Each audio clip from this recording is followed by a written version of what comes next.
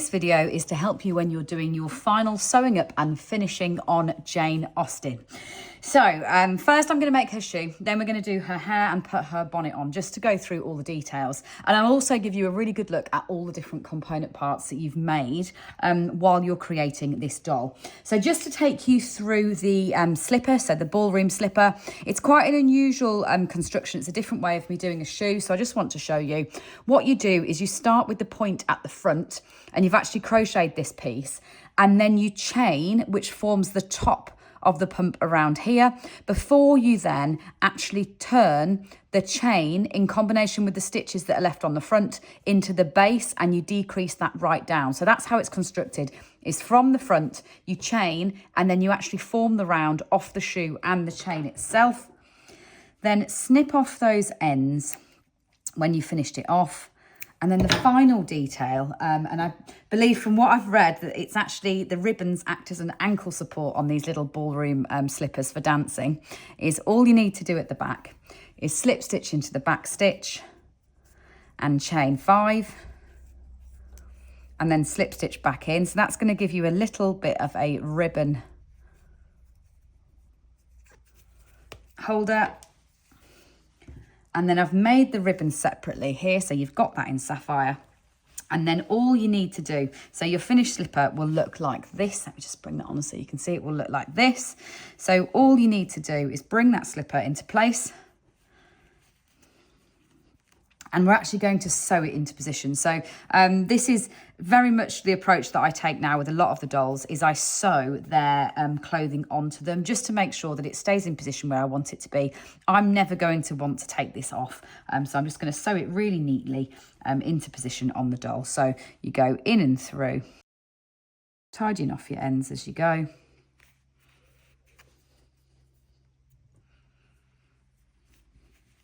Same on the back, and all I'm going to do is turn her over and make sure that these two are about the same height on the foot. And then feed your ribbon through the little ribbon hole that you've left on the back like that. I'm going to snip off those ends, so I'm just tidying up as I go along. Then turn that slipper back round to the front. And then all I'm going to do is bring the ribbon around the foot like that. I've left my ends nice and long, so it makes it easier for me to sew them into place. And I'm going to tie it to begin with. So just with a basic crossover knot like that. But to make it a little bow, I'm just going to use the ends that I've got here and sew back in through the middle of that like that. So you've got a little bow on one side. And then same thing with the ends, rather than rejoin them, just catch the tip of that one in order to create a little bow like that you can again secure that into place so it doesn't move at all on your doll.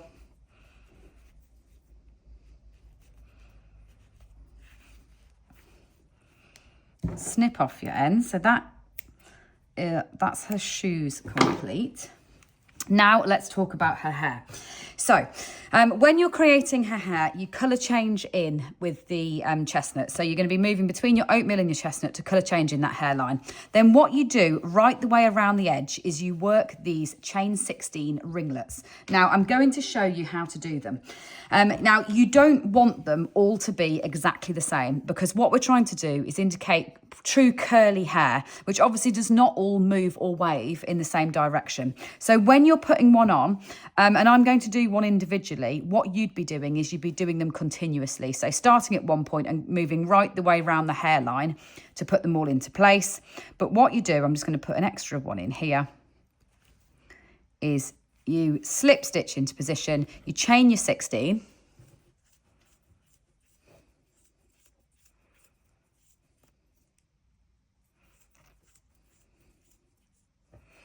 and then you're going to come back down this chain.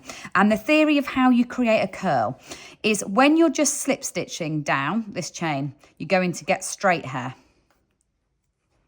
To put a kink so that you get a curl in, all you're going to do is move to double crochets and do an increase. So double crochet 1 and then 2 into a stitch, and it will immediately start to turn the corner. And then what you do is you double crochet a normal stitch after it before you then return to your slips. And you see how that causes that chain to move in that direction there. Now, when you've got your 16, you can put these curves in wherever you want them to. You probably only need 2 in each strand of hair. So it's not that you need to do them all the time. You don't need to be aiming for 3s or 4s or anything like that. Just put 2 in, and that will give it enough kink that it will represent the curly hair. So then you come back down to the point where you reach the scalp, and then you slip stitch over. So you do those all the way around the hairline. And then once you've done all those long ones, what we're going to do is gather them to create the impression of her hair being up. So I've got my 2 ends that I've just sewn in, one there and one there.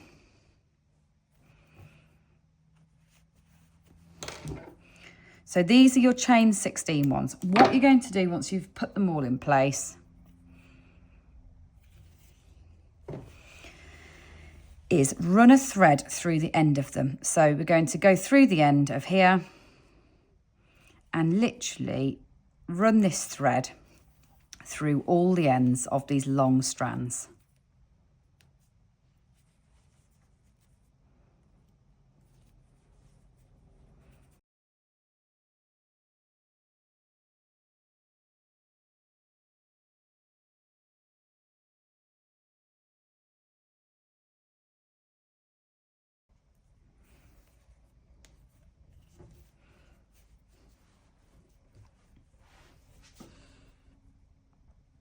And once you've gone all the way around, so you've caught the end of all of those chain 16 loops, all you do is pull that tight to close them off like that. And then you can sew that through the ends just to really secure them off. There's no need to secure them to the scalp because you don't want it to sit too close to the scalp. You want to sit off so that you do see all those wavy curls that you've done. You want to see that movement. So fasten that off like that. Now, in the only true portrait of Jane Austen, drawn by her sister, she has got definite, very curly curls, so ringlets, short ringlets that frame her face that are out of her bonnet. So once you've done these long ones, and you can either do, I've actually done them before, which you'll see when I turn over, so you can either do it before or you can do it afterwards if you prefer. What you want to do to finish off framing that face is actually add some short ones in. Now, 4 is what I've gone for here. So I've got 1, 2, 3, 4. And these are those chain 9 ones that are a lot shorter. Now, all I want to say really is if you're happy with it being a bit more unruly, then you can leave them like this as they are. Or if you just want to make sure that you've got them sitting as you want them to be, all you need to do is just using your chestnut yarn, come in and through with that yarn like that and tack them into place so they show off as kind of those true curves and curls in her hairline. So I've got that one there. Just going to tack that one in position like that. And I've got another one here.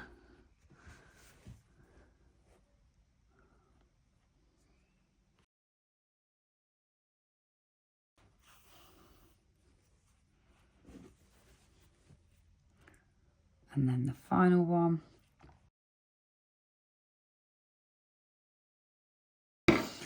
And then once you're happy with the positioning of that, the last thing to do to finish her off, and I'll just then talk around all her pieces, is to add her bonnet. So with her bonnet, you've made that as one piece, and then you've popped the ribbon on separately, and that will then just sit on the back of her head like that, with that tying around.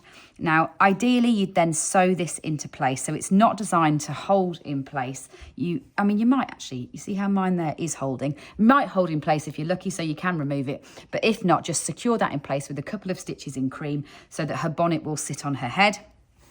Then just to really talk through all the details. So here on our back, you've got the bow that sits right underneath that bust line. For the skirt, you actually make this dress in one piece. Then you add the sleeves on separately. And then this underskirt is done as a separate piece with these long spike stitches on. So for anyone that's done these before, we've actually renamed the technique now as spike stitch from these long stitches.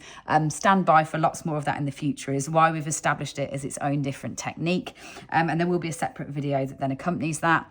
And of course, last but by no means least is the parasol. So this is her lovely parasol made in two parts. So you make the top and then you make the bottom and then you join them together and before then working some chains around the edge as detail as well.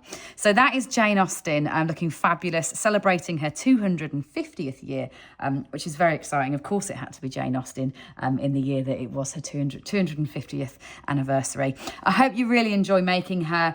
Do get in touch if you want me to point you in a direction for any of the other techniques that are more general, but I hope that really helps when you're actually finishing off her hair.